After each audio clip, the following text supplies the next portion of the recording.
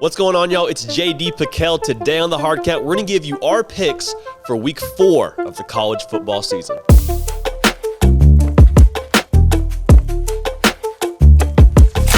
Welcome into 365 Sports, the place that has you covered year-round for all things college sports, especially college football right now.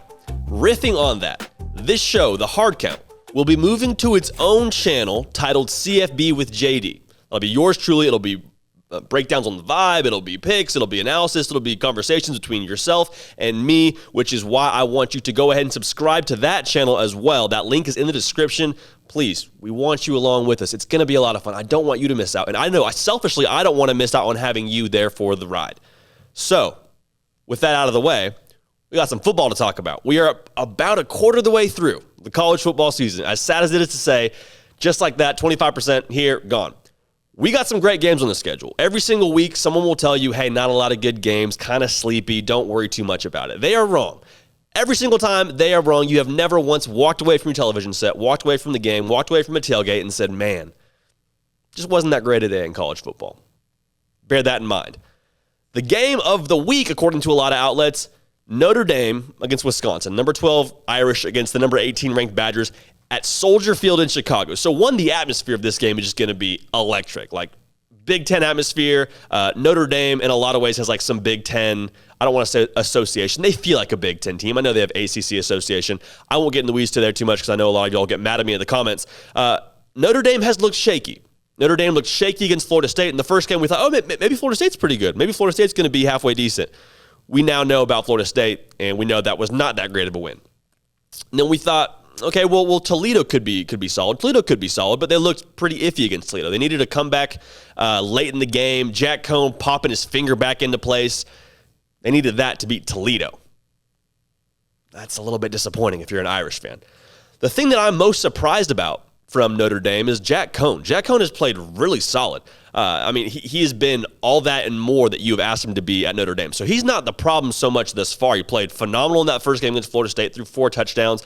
I'd like to see him take a little bit better care of the ball. But in terms of what he's done, I think he's outperformed my expectations for him. Now, on the other side, Wisconsin really had that game won against Penn State several times. Just had different moments throughout the game where you just had breakdowns defensively. Had stupid turnovers by Graham Mertz. Graham Mertz leaves a lot to be desired. He's a QBR of a whopping 24. Folks, that's out of 100. Anytime you're 24 out of 100 anything, that is never a good thing. I promise you. So he's thrown no touchdowns, 2 picks, only played 2 games, has Wisconsin.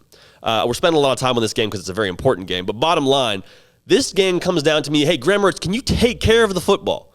Can you not hurt your team? Because truthfully, you had multiple times against Penn State where you were going to be able to put your team in a spot to win that game.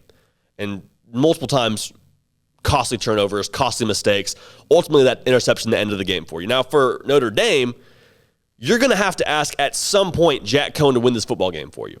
You're going to have to go to Matthew Mayer. You're going to have to go to one of your deep threats, and you're going to ask him to make a big-time throw. Because you've got good backs, but Wisconsin is really solid on that front 7. They just are. They're going to force you, Jack Cohn, to win the football game for you. And I was out on Jack Cohn before the year started, but this man's playing against his former team.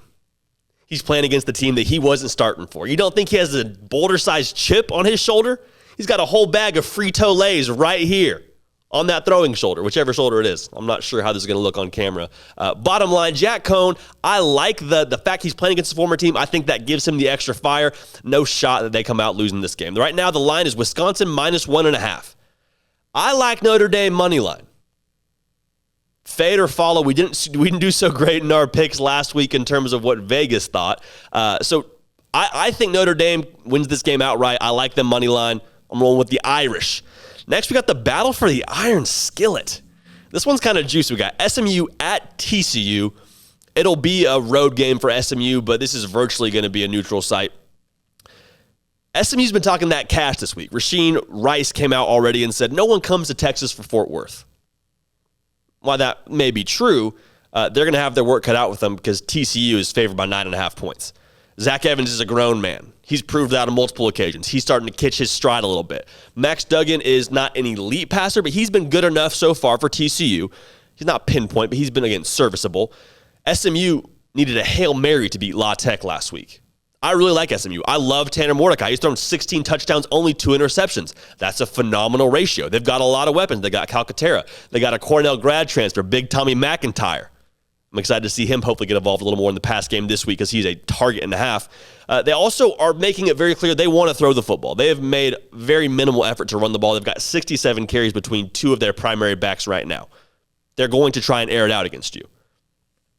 Bottom line, for me, what this game comes down to, can SMU get the pass game going against a traditionally pretty good defense in TCU? That back end is usually pretty solid for the Horned Frogs. It hasn't been elite just yet this year. We saw them have 30 points scored against them against Cal.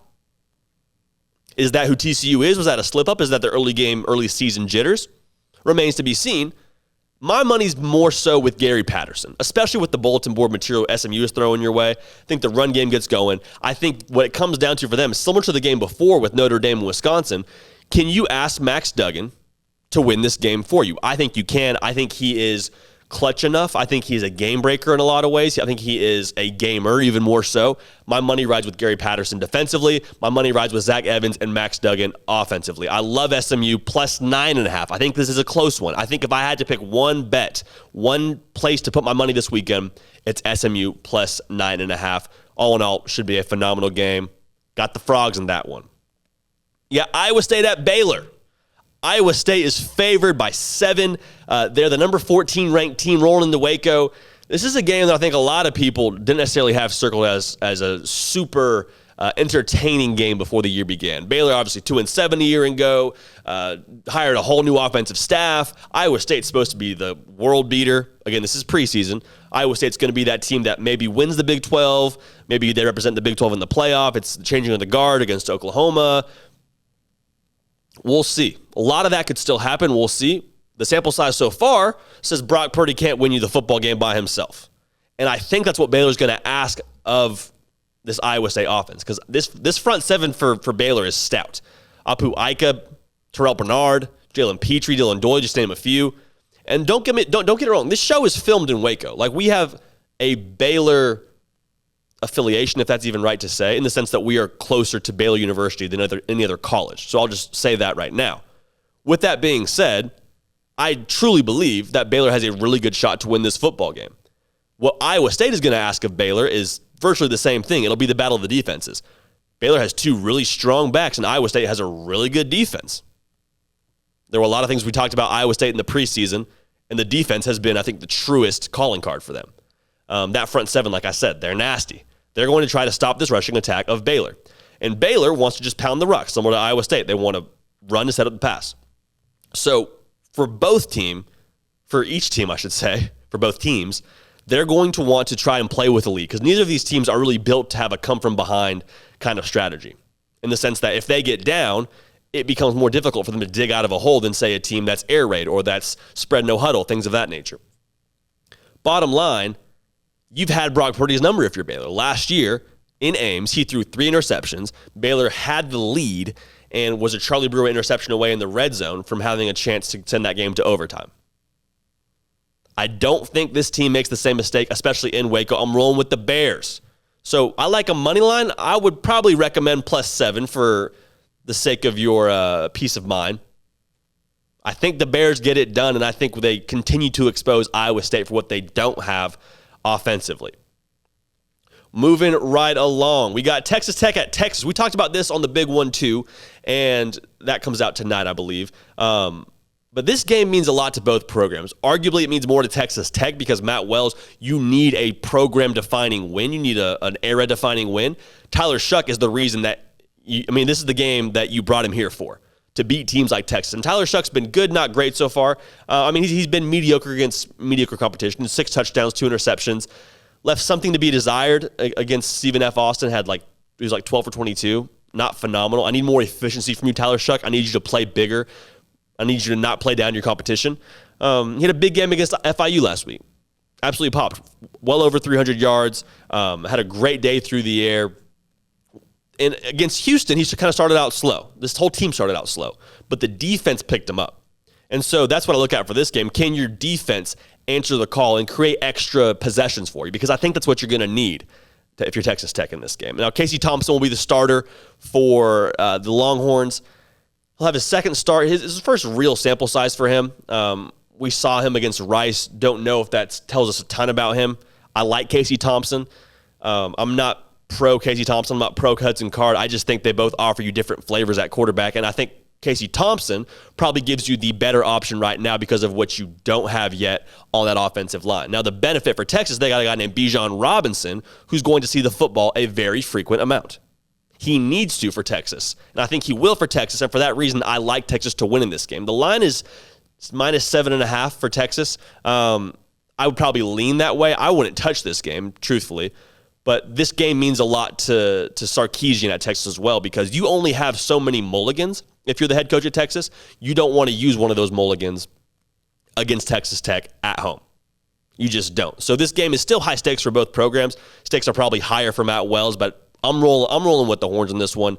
I just think there's too much talent on the Texas offense, and then I think Texas is solid. I don't know if they're elite. I would say they're solid on defense. I think that's enough to rattle Tyler Shuck and probably put Matt Wells a little bit in hotter water that's already borderline boiling right now. In Lubbock. And you got number 7, Texas A&M against number 16 ranked Arkansas, AT&T Stadium, Arlington, Texas. A&M favored by 5.5. You have ESPN not at this game for College Game Day, and we talked about that before the show to Jack McKenzie and I, saying maybe ESPN wants to show a little less SEC bias, and maybe that's why they're going to Notre Dame and Wisconsin and Chicago. But we'll back up, we'll backtrack, we'll digress. Bottom line, this is going to be a great game. You have Arkansas who's making it a point. They want to run the football. They run the ball 67% of the time on offense. They are going to run at you early, often, nearly all the time. For Texas A&M, you got a young quarterback in Zach Calzada who has now been handed the starting job. Zach Calzada is completing around 51% of his passes. That's not great. That's not stellar. That's hard to win with. Now, they've won with it so far, but you really want him in the range of like 60 to 65% to feel good about what you have at quarterback. So most Aggie fans would say, yeah, we hope he's serviceable, and he should be serviceable.